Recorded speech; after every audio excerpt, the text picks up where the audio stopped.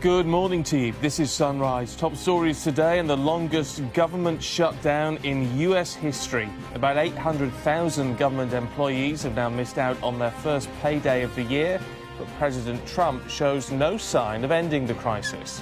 Now, the message is that I appreciate their service to the country. They are incredible people, the federal employees that we're talking about. But many of them agree with what I'm saying.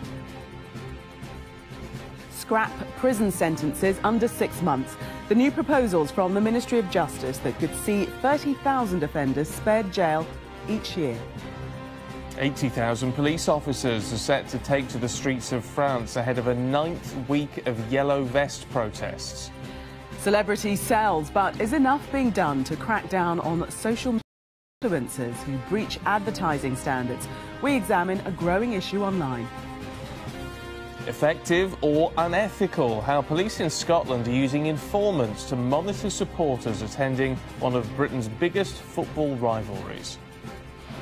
In sport, Leeds admit to spying on Derby training as they beat them to go 5 points clear at the top of the championship. And at 1:45, we'll take you through the papers today with the journalist and broadcaster Badisha and the comedian Andrew Doyle.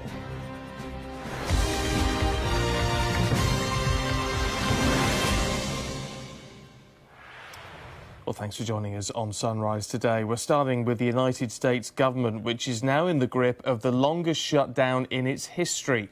800,000 workers missed out on a monthly wage yesterday, and there appears to be no end in sight. 3 weeks after President Trump triggered the partial shutdown over funding demands for his border wall, he's refusing to take steps to end it. He said he won't declare an emergency to get federal money to build it for now, and instead wants to see Congress come round to his way of thinking. Our senior correspondent Ian Woods reports. Latonya Jha is trying to find a way to make ends meet because her employer isn't paying her wages.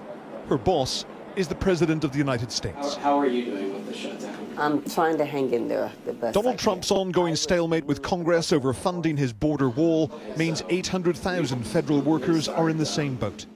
Do we have to have a wall? Could it be something else? I don't understand.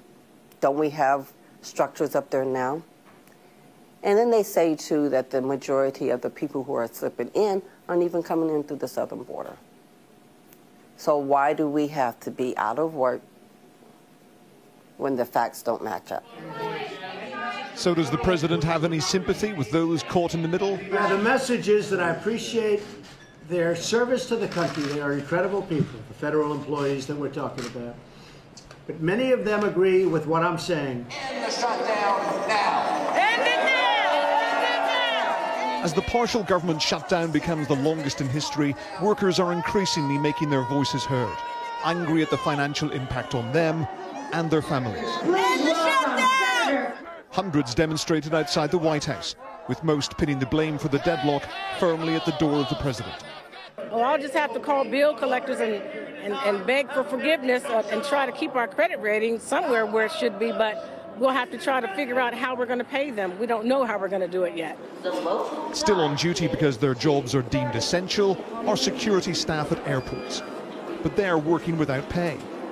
Their bosses at the TSA admit there's been a slight increase in absenteeism in recent days, but insist it hasn't had an impact on passengers or created an opportunity for a terrorist attack.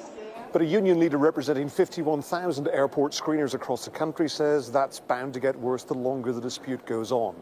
And working without pay means they'll become more demoralised and less attentive at their jobs. And the government shutdown actually delays the deportation of illegal immigrants. Courts in border states which rule on individuals' right to remain are closed. They don't know if they're going to have to make plans to leave the country in the next couple of months. They don't know who's going to be at home to be able to take care of their children or provide for their children. So when something like this happens, it just adds to that stress that already exists within that family. Mr. Trump has stepped back from the nuclear option for now. He announced he wasn't ready to call a national emergency, which would escalate the dispute to unprecedented levels. But as the standoff enters a 4th week, there's little sign of congressional Democrats and the president finding common ground. Ian Woods, Sky News, Washington. Now, the Ministry of Justice is considering abolishing prison sentences that are less than 6 months long. It says punishments like that provide little opportunity to rehabilitate criminals and lead to an unacceptably high rate of reoffending. Now, if approved, it would mean about 30,000 offenders would be spared jail time each and every year. Let's talk to our political reporter, Rob Powell, who's in Westminster for us this morning. So how would this work, Rob? Yeah, morning, Stephen. Interesting proposals from the Prisons Minister, Rory Stewart, this morning. As you say, suggesting a ban on these shorter sentences. That would be of 6 months or less. Now, the argument here is that these shorter sentences are long enough to cause damage to offenders, to perhaps trigger reoffending, but they're not long enough to allow any sort of meaningful rehabilitation or healing. Now, Rory Stewart has been speaking to the Daily Telegraph today. He's given an interview to that paper where he said that you bring somebody in for 3 or 4 weeks, they lose their house, their job, their family, their reputation, they come into prison, they meet a lot of interesting characters, to put it politely, and then you whap them out onto the streets again. The public are safer if we have a good sentence, and it will relieve a lot of pressure on prisons. Now, as you say, this would take thousands of prisoners, thousands of offenders out of prison every year, potentially freeing up spaces for more serious offenders. Now, interestingly, in Scotland, where these issues are devolved, they already have legislation that's designed to limit the number of sentences of 3 months or less that are handed out. They're thinking of expanding that to 12 months or less. Now, what would replace this, as the Minister was saying, are community sentences. Now, this could be things like cleaning up graffiti or painting fences, things like that. Now, the boss, David Gauke, the Justice Secretary, the man that's ultimately in charge of all of this, he's already indicated that he is in favour of more use of these community sentences. But how would it go down with the Conservative Party and the wider public? There may be some accusing the government of going soft on offenders, abandoning that idea of a short, sharp shock to try and get someone out of offending behaviour. But the mood music seems to be going one way. We've heard from the Ministry of Justice this morning. They've said that shorter sentences are too often ineffective, but they did say they were only at this stage exploring potential solutions and they hadn't reached any conclusions yet. But I think the Prisons Minister, Rory Stewart, will be hoping for a swift resolution to this. He promised last year that if he didn't start to get violence down in 10 prisons around England by August, then he would quit his job. OK, Rob, for now, thank you. A Saudi teenager who feared for her life if deported back home from Thailand is on her way to Canada after being granted asylum by the country. 18-year-old Rahaf Mohammed Al-Qunun got the world's attention when she barricaded herself in a Bangkok hotel room and live tweeted her request for asylum to an audience of thousands. She's now tweeted pictures of her journey to Canada, which says it'll take her in. Around 80,000 police officers are being deployed across France in preparation for the 9th consecutive weekend of Yellow Vest protests. Demonstrators say this round of action will set the tone for the upcoming national debate of voters' grievances, the government's response to demands for the public to have a bigger say in lawmaking. The government's proposing new rules to stop retailers using certain promotions to drive up the amounts we pay at tills on junk food. It's part of plans to cut childhood obesity and stop us from eating too much sugary or fatty food. The Culture Secretary is to meet with banks and bookmakers to discuss growing concerns about gambling on credit cards. Jeremy Wright will warn gambling operators that their licences are at risk if they don't step in and act when people show signs of reckless gambling. Now, we all like to make a saving, but could some of us be missing out because we don't know enough about how our taxes work? Well, a new survey carried out by the consumer body Which has uncovered big gaps in our knowledge about tax perks and penalties. Well, in a survey of more than 4,500 people, they found that over half of us are unaware how much money can be earned tax-free. Let's have a look at some of the findings for you. Now, when asked about ISAs, independent savings accounts, 38%, over a third of people wrongly thought they were allowed to pay £25,000 into an account each year. It's actually £20,000.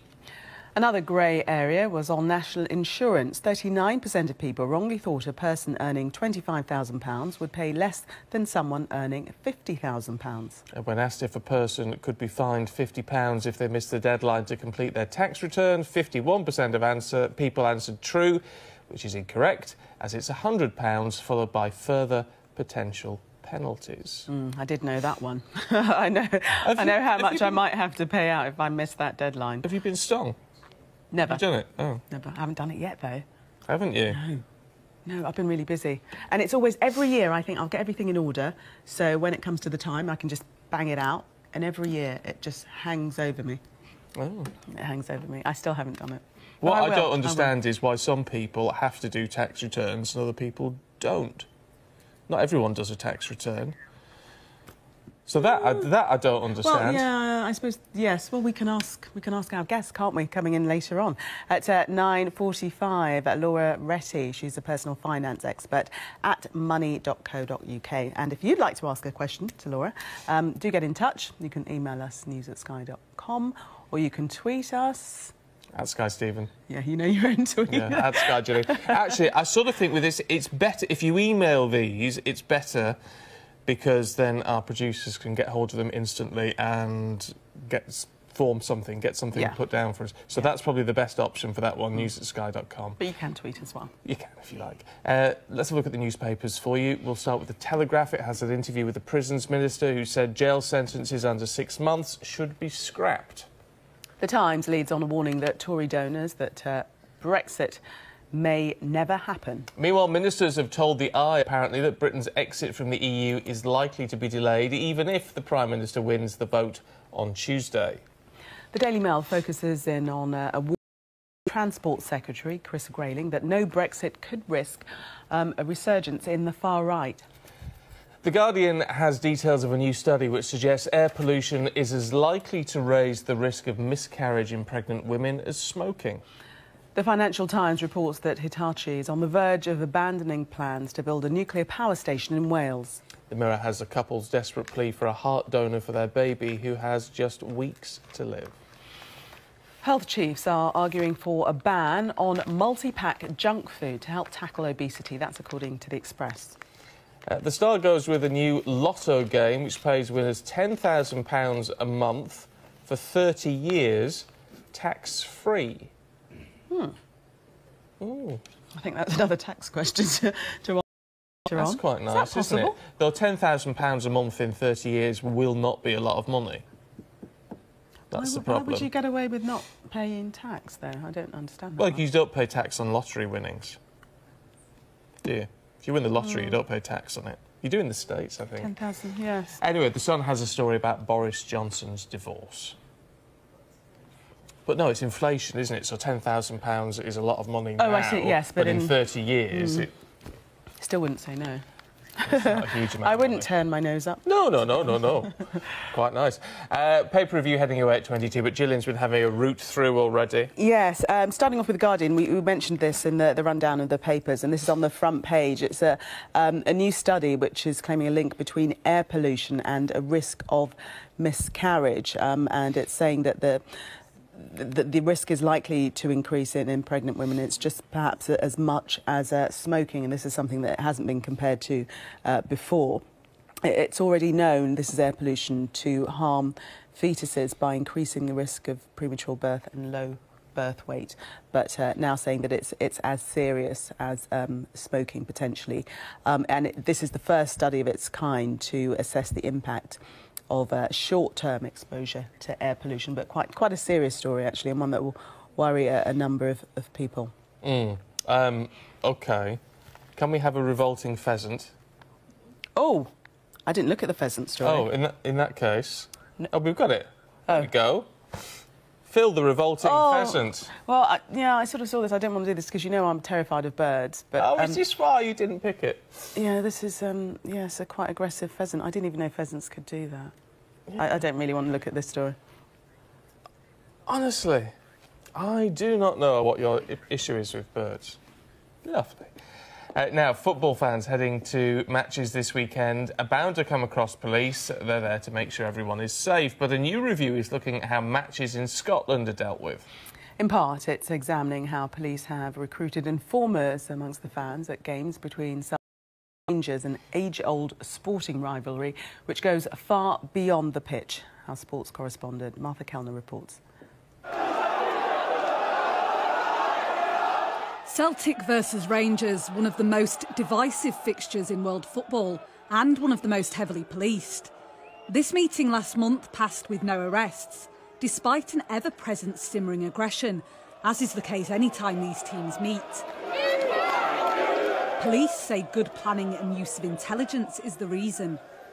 But the use of police informants in Scottish football has been criticised. One Celtic supporters group believes it is more suited to serious crime than football fans. There is a culture in Police Service of Scotland which treats fans and fan issues and football as being basically a public order issue. It's about criminality, it's about public order. And that says something about their attitude to the kind of people that attend football. There's a sort of snobbery there. Celtic Rangers is more than just a football rivalry, though. It's also still seen by many as a clash of cultural and religious identities. Tackling sectarianism has been the focus of policing, but a new review is asking if the police have gone too far. Police admitted failings following a crush before a match at Celtic Park. A police log of the incident appeared to show a focus on the singing of offensive songs. The sheer number of people funneling down this passageway before the last Old Firm derby here meant some fans felt they had to climb this wall to escape the crush, some even sustaining injuries as they toppled into the graveyard at the other side. It's led to allegations that police did not intervene soon enough. The review will assess not only the crush, but policing of football across Scotland. Those in charge of ensuring public safety defend their techniques.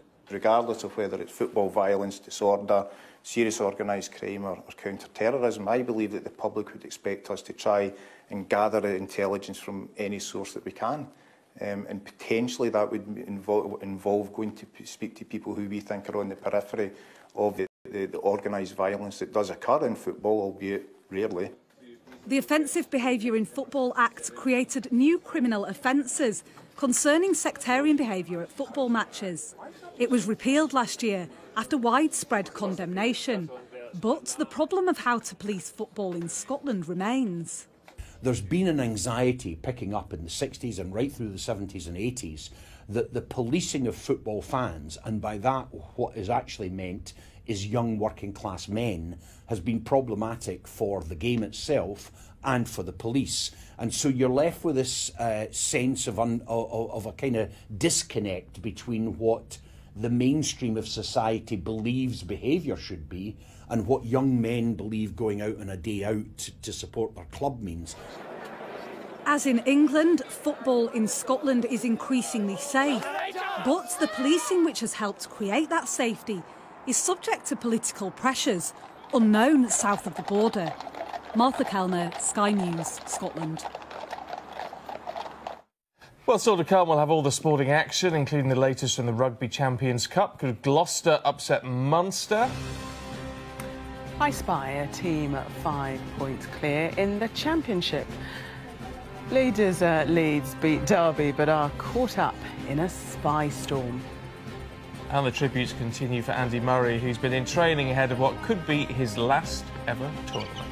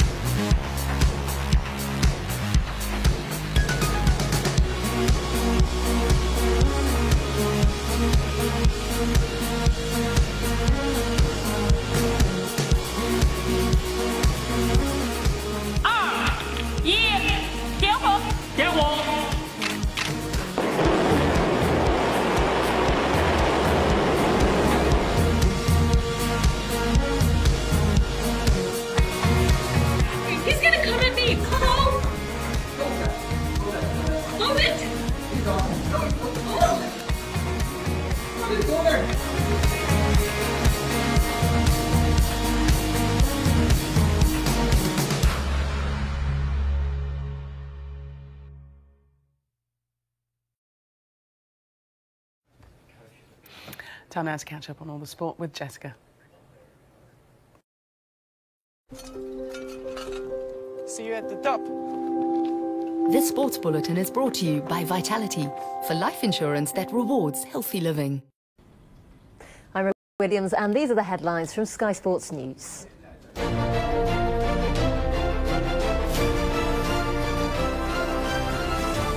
History for India's cricketers as they win a test series in Australia for the first time.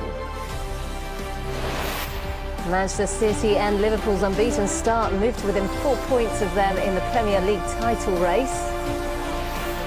The Philadelphia Eagles keep their hopes of retaining the Super Bowl alive despite late drama against the Chicago Bears.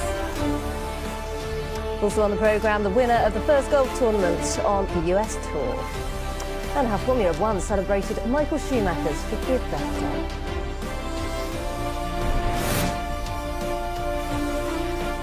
India are celebrating their first Test series win in Australia, with the Indian Prime Minister describing it as an historic cricketing accomplishment. They won the series after the final Test in Sydney ended in a draw. India declared on 622 in their first innings.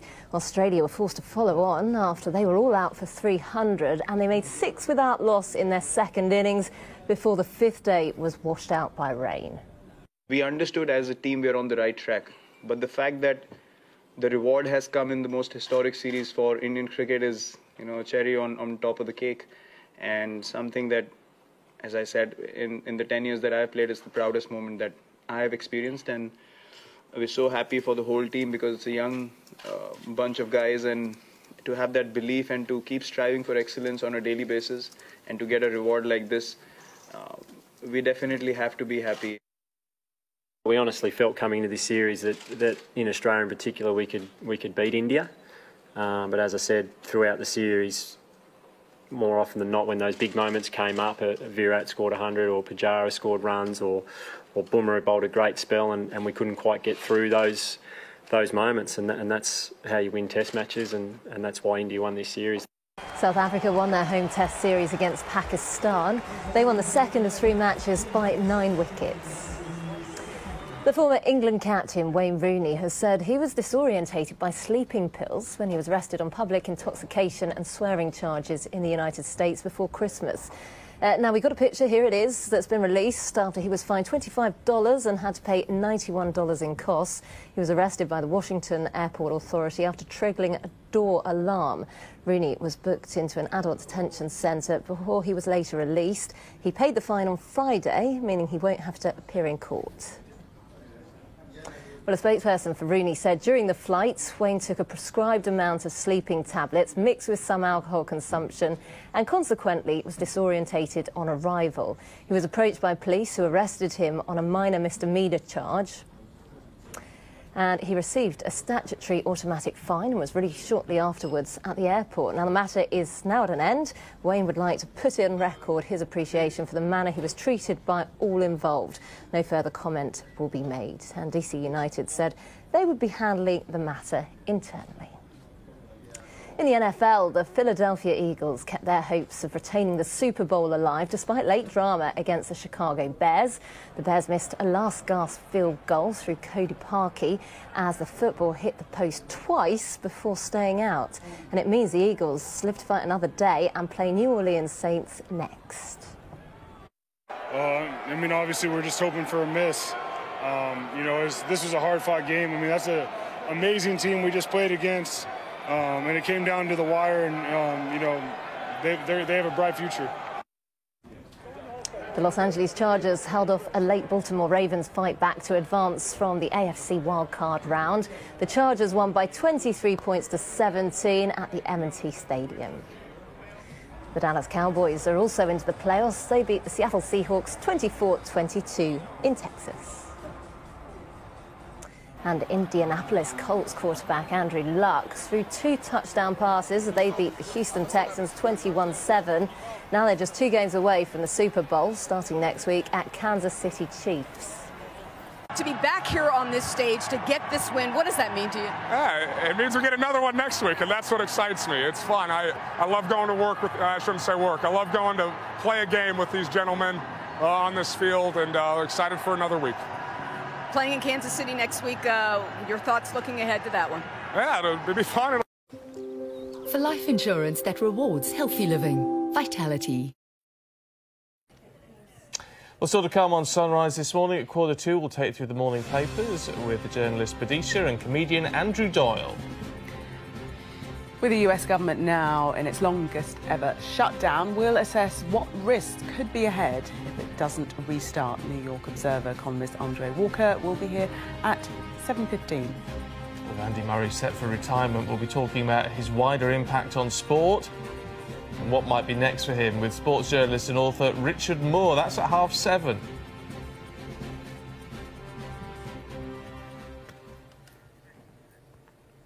OK, let's see what the weather's going to do for you today. Good morning, Naz. Morning. Good morning. It is looking mild once again for the rest of the week. We're going to see temperatures above average. It's also going to be quite cloudy and dull with some rain at times. From warm, flowing island winds to an enchanting desert breeze. Good morning. So after the recent chilly weather, we're back to the mild conditions for the next few days. We will see a cold snap return once again into the new week, but then it will turn mild again. So it is looking quite up and down over the next few days. This morning, it's a mild start for most places, cloudy as well. There are also some showery spells of rain across central and southern areas, although across parts of Scotland and northern England, it's a brighter start to the day and a bit cooler and fresher across these areas, but also with some blustery, heavy showers across the north. Now, through today, we'll see that showery rain clear away southwards, by this afternoon becoming drier for central and southern areas. Meanwhile, showers will continue for a time across the north of Scotland before heavier rain will spread to the northwest of Ireland and the northwest of Scotland this afternoon. And then later, there will be spells of rain to the north of Wales, northern and eastern parts of England. So, as you can tell, it is going to be quite cloudy for this afternoon, quite damp as well. There'll be a bit of brightness, limited amounts of it across eastern areas at times. Southern areas will see the driest conditions this afternoon. The weather, sponsored by Qatar Airways.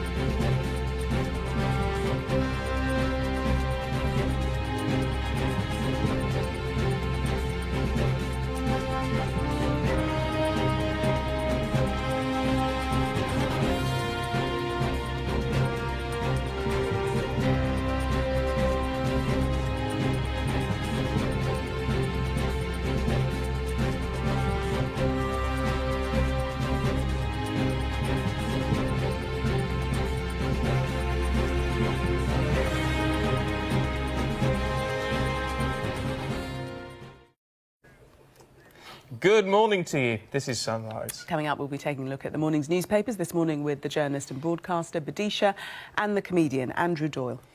But we're starting with the United States government is now in the grip of its longest shutdown in US history. 800,000 workers have missed out on a monthly wage, and there appears to be no end in sight. 3 weeks after President Trump triggered the partial shutdown over funding demands for his border wall, he's refusing to take steps to end it. He said he won't declare an emergency to get federal money to build it for now, and instead wants to see Congress come around to his way of thinking. Our senior correspondent Ian Woods has this report. Latonya Jha is trying to find a way to make ends meet because her employer isn't paying her wages. Her boss is the President of the United States. How are you doing with the shutdown? I'm trying to hang in there the best. Trump's ongoing stalemate with Congress over funding his border wall means 800,000 federal workers are in the same boat. Do we have to have a wall? Could it be something else? I don't understand. Don't we have structures up there now?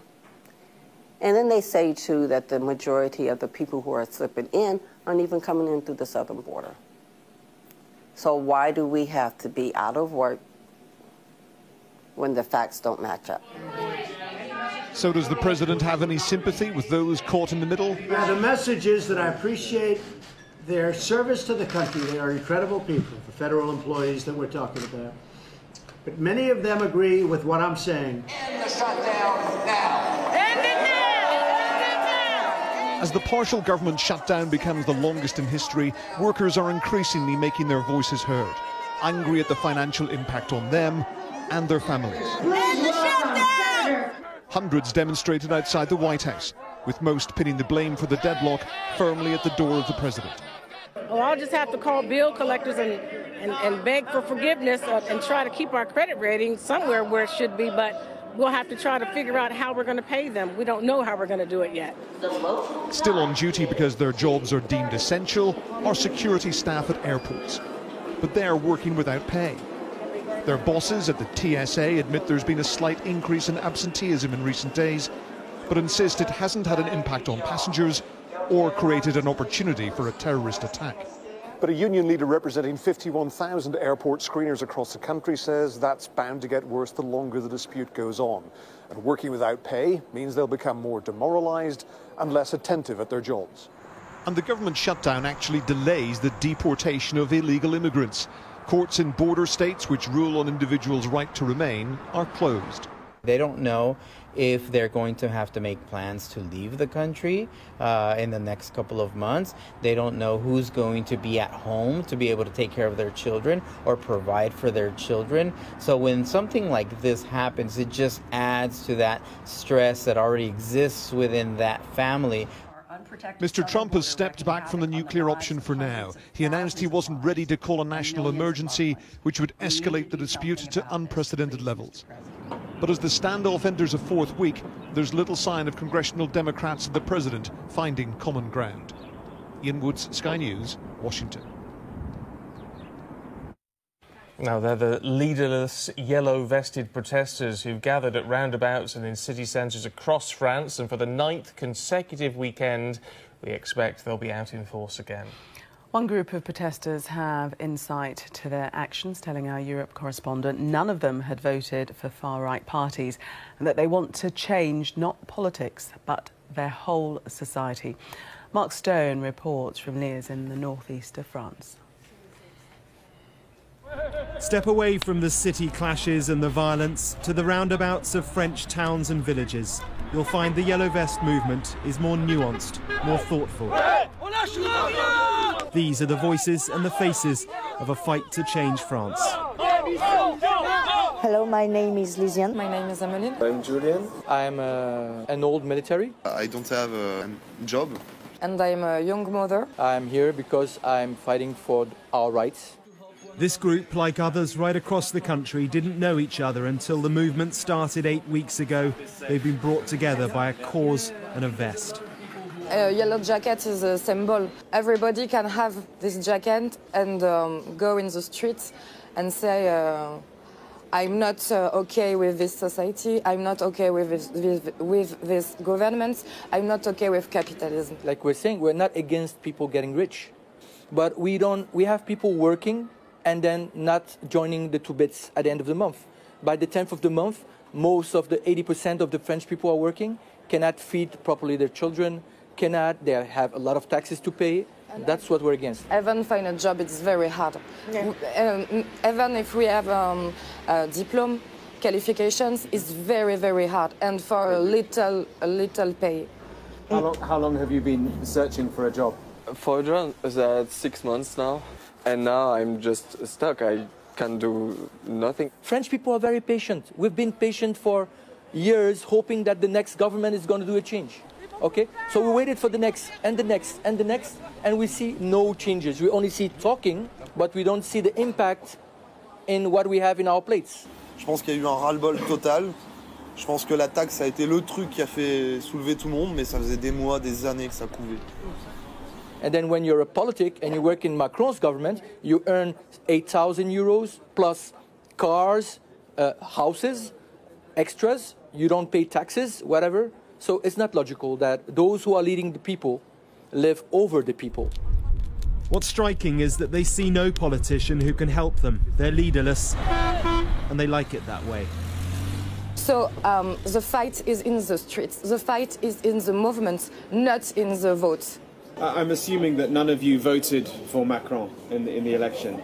Maybe some because they don't have a choice. I vote only contre, against Le Pen, because it's not in my brain. I can't. It's not possible for me to vote for Le Pen. So I vote Macron, and because I have no choice. I have no choice. What can Macron do in material terms? What can he actually do to take you off the streets? Well, you say he should quit. You say he should quit, but you were telling me he shouldn't quit. I believe in democracy, so I believe in voting, right? Yeah.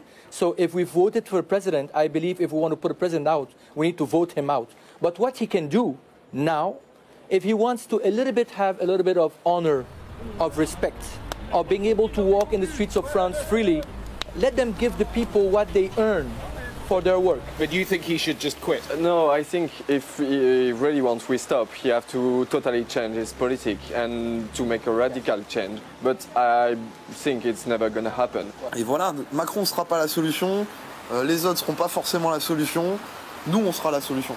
C'est tout ce qu'on dit. Back at the roundabout, the police politely ask them to move on. They oblige, but they'll be back tomorrow. Mark Stone, Sky News in northeastern France. Now, it's been claimed that 50,000 pensioners could be pushed below the poverty line if the free TV licence for the over 75s is scrapped. Age UK says many pensioners would cut back on essentials like heating and food to stay connected to the outside world. The current government-funded scheme comes to an end in 2020. America's first Hindu in Congress has said she wants to be the Democratic candidate for president in 2020. Hawaiian Democrat Tulsi Gabbard served in Iraq and endorsed left-wing candidate Bernie Sanders in 2016. She forged links with India's President Modi and was condemned for calling the Syrian opposition terrorists. SpaceX says it's letting go of 10% of its 6,000 staff. The company, owned by Elon Musk, said the move was a bid to cope with the challenges ahead. It is planning to spend $20 billion on new projects, including a rocket to send humans to Mars and a new internet satellite project.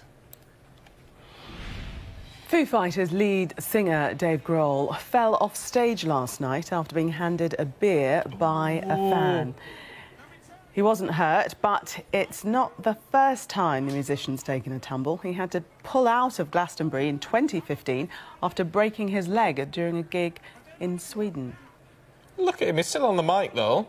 Yes, I remember that. Dear me.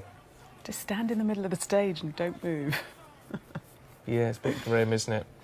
Now, they say all publicity is good publicity, but there is a catch in the social media age. Some posts may look innocent enough, But the Advertising Standards Agency aren't convinced, and they think we are being exploited.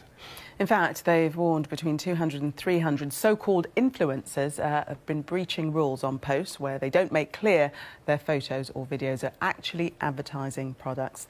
Tougher measures are on the way to stop that, as Sky's Ali Fortescue reports. Social media sells. From exotic holidays to what to wear, big brands are using Instagram influencers to advertise to thousands of followers. And it's working. You can just, like, now they do that thing where you tag on it where they've bought it, and then you just go purchase it online. When I see a nice location on Instagram, then yeah, I think it's worth going there, yeah. Do you always know if someone's been paid to post it? I don't think they always declare it, but I think you can tell. Like, if you're not stupid. But is everyone so social media savvy? One of the concerns is that not all influencers are being clear on Instagram. So one of the ways they can show that something's an advert is by posting #ad at the bottom of a picture. That way they're being clear that they're being paid to post. Failing to do that could mean court action, which hasn't ever happened. Or the Instagrammer has to remove or edit their post. That's something that reality TV stars, including Stephanie Davis and Millie McIntosh, have had to do. The Advertising Standards Authority say they'll be announcing changes on this in the coming year. Most of them are unaware of the rules, and that's why the ASA has a key role here in reaching out to them and making sure they are aware of the rules and how and when they apply. But if we see a regular occurrence of an influencer not playing ball and getting it wrong time and time again, then that's when we're going to start taking it very, very seriously and clamping down. Hi, I'm Zara and I was a Love Island 2018 contestant. With 1 million followers, Zara McDermott is one of Instagram's influencers. And her main source of income comes from what she posts on social media. I could wear something and then it will sell out on a website instantly, and it's just amazing the impact that one small image can have on a business, small or big. I think that's so important because I think it's so... People want to see transparency. That's what people want to see, and I'd rather be transparent than not. This is new ground for the Advertising Standards Authority. Sifting through hundreds of thousands of social media users is no easy feat. But the worry is so far the repercussions here are minimal compared with other areas of advertising. Ali Fortescue, Sky News. Stay with us here on Sunrise. We'll take you through the papers with Badisha and Andrew Doyle in a couple of minutes.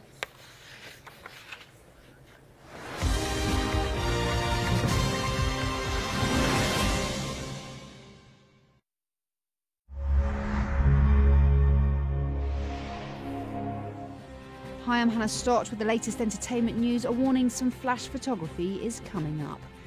The Aretha Franklin biopic Respect is going ahead with stage director Liesl Tommy set to direct. MGM has announced that Tommy will helm the film, which is to star Jennifer Hudson. The Dreamgirls actress was cast as the late Queen of Soul in January 2018 after Franklin selected her for the role. Tintin will mark his 90th birthday this year with the release of a digital edition of controversial colonial-era book Tintin in the Congo, a work from 1930 that draws accusations of racism. The book's new edition is a remastered reissue of the book's original version. Tintin in the Congo was the second instalment of the comic series, with the plot revolving around Tintin's escapades in the former Belgian colony, including encounters with diamond smugglers, big game hunters and wild animals. The Duchess of Sussex has been made the patron of the National Theatre in London. Meghan Markle, who is a former actress, has also taken on honorary roles with Mayhew, SmartWorks and the Association of Commonwealth Universities. The National Theatre said it was a privilege to welcome Meghan, who starred in television drama Suits before she married Prince Harry. The Duchess is a perfect fit.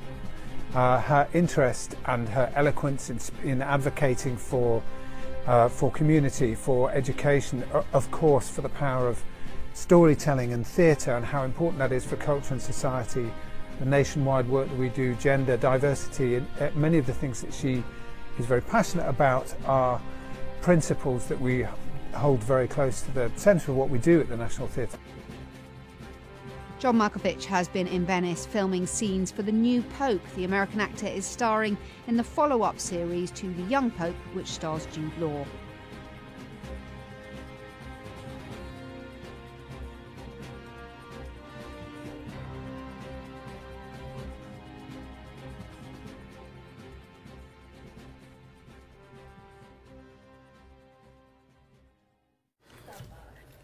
Time to have a look at the papers there with journalist and broadcaster Badisha and the comedian Andrew Doyle. Good morning. Morning. Badisha to the Telegraph. End of jail sentences under 6 months. Under 6 months, exactly. This is a kind of a new measure to reduce the prison population, which has ballooned massively in the last few years. So Rory Stewart, the prisons minister, has said that if you are convicted of being a burglar or some other kind of non-violent, non-sexual crime, drug dealing, petty offences, and you're likely to be given a jail term of 6 months or so, that shouldn't happen. You should be doing some kind of community restitution or be punished in that kind of way instead and not be incarcerated in prison. He's drawing on lots of very persuasive evidence, because this has already been trialled in Scotland, that if you are convicted and put in prison for 6 months or less for a short sentence, you're actually much more likely to reoffend. You're much more likely to be bullied and groomed and brutalised by other people within the prison population. It makes you harder as a criminal, and you come back out and you reoffend, you do it worse. Why? Because your contacts have increased. So whatever it is that you did, you're going to find other people guilty of the same crime. What about the deterrent aspect, though, of being taken out of society for a period of time? Clearly it doesn't work. I think that this is based on a lot of research. I don't think it's soft justice. I think it's based on the idea that it's obviously backfiring, it's obviously not working. If a high proportion, I mean it's nearly half of people, then simply go on to reoffend, clearly a 6-month prison term isn't going to work. But then if you're minded to commit a non-violent burglary and you know you're not going to go to prison, I mean, that would make it a more attractive crime to commit, wouldn't it? I suppose the problem is whether you see the prison sentence as being about retribution or about rehabilitation, and what is more valuable to society. It actually hadn't occurred to me that a short sentence could actually make someone worse, make someone more likely to reoffend. I mean, two things happen. So on the one hand, being put in prison at a relatively young age, and if it's one of your earliest sentences, is extremely traumatising, which then makes you act out. But also, everyone else in the prison population essentially knows that you're a new face, and anyone who works in prison knows that these are very, very hierarchical institutions. The people in there are really, really good at figuring out who's a soft touch, who can we brutalise, who can we bully, who can we say, OK, yeah, we know where you're from, we know your neighbourhood, we know your friends, so go out and do this thing for us. So it's really interesting, but actually I do think it works, and clearly the idea of prison as deterrence just doesn't work. Well, if you've got a thought on that, at Sky Stephen, at Sky Gillian, would love to hear from you today. Let's move on to what's the next paper we're looking at? The Mail. Yes, the B word. Oh yeah. We got through a couple of minutes without mentioning it. I was going to come up, wasn't it, Brexit? Well, I've gone with the Mail front cover. A little bit of scaremongering here. So this is Chris Grayling, who's the Transport Secretary, has said that if we wreck Brexit, if we thwart Brexit, then the far right is going to open the floodgates to the far right. I do think it's scaremongering. I think it's buying into this narrative that there's all this sort of this sort of fascism bubbling away under the surface. I mean, of course, there's always been a small element of that. There's always a few idiots here and there, but this isn't really what's going to happen. You might see, I suppose, a rise of nationalism. I think it would certainly help UKIP. I think the bigger threat is the threat to democracy and people's perception of democracy in this country. I think that's the thing we should be worried about.